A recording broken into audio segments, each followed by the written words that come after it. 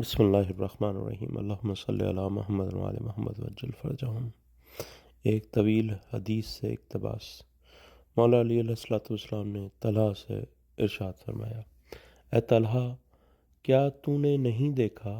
کہ رسول اللہ صلی اللہ علیہ وآلہ وسلم نے جس وقت ہمیں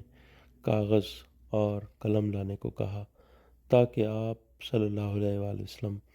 اس میں وہ شے لکھ دیں کہ جس سے تمسک اختیار کر کے آپ صلی اللہ علیہ وآلہ وسلم کے بعد امت گمراہ نہ ہو اور آپس میں اختلاف نہ کرے، تو اس وقت تمہارے ساتھی نے کہا تھا بے شک رسول اللہ صلی اللہ علیہ وآلہ وسلم نعوذ باللہ بہکی باتیں کر رہے ہیں۔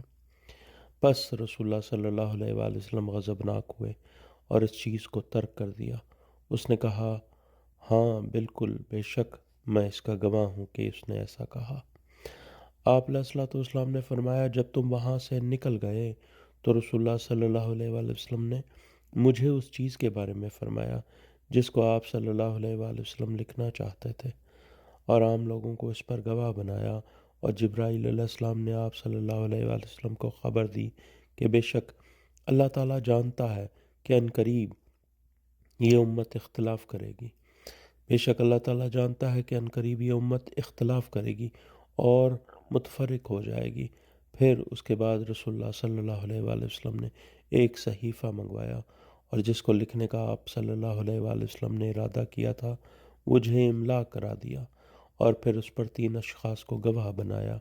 جناب سلمان محمدی، جناب ابو ذر غفاری، جناب مقداد۔ اس کے بعد آپ صلی اللہ علیہ وآلہ وسلم نے ان ائمہ ہدا علیہم السلام کے نام بتائے جن کی اطاعت کا قیامت تک کا حکم دیا گیا ہے۔ پس آپ صلی اللہ علیہ وآلہ وسلم نے ان تمام میں سے سب سے پہلے میرا نام لیا، پھر میرے اس بیٹے حسن علیہ السلام کا،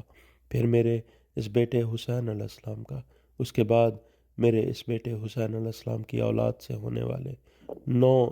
ائمہ ہدا علیہم السلام کا نام لیا۔ اے ابو ذر، کیا آپ بتائیں ایسا ہی ہے؟ اے مقداد، آپ بھی بتائیں۔ ان دونوں نے عرض کیا، ہم گواہی دیتے ہیں کہ یہ بات رسول اللہ صلی اللہ علیہ وآلہ وسلم نے بیان فرمائی تھی۔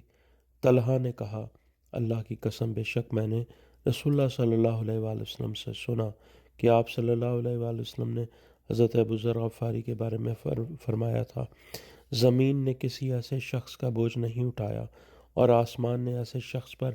سایہ نہیں کیا جو جناب ابو ذر سے زیادہ سچا اور نیک ہو۔ میں گواہی دیتا ہوں، یہ طلحہ کہہ رہا ہے، میں گواہی دیتا ہوں کہ بے شک وہ دونوں گواہی نہیں دیتے مگر حق کی، اور آپ علیہ الصلوۃ والسلام میرے نزدیک ان دونوں سے بھی زیادہ نیک اور سچے ہیں۔ کتاب غیبت نعمانی،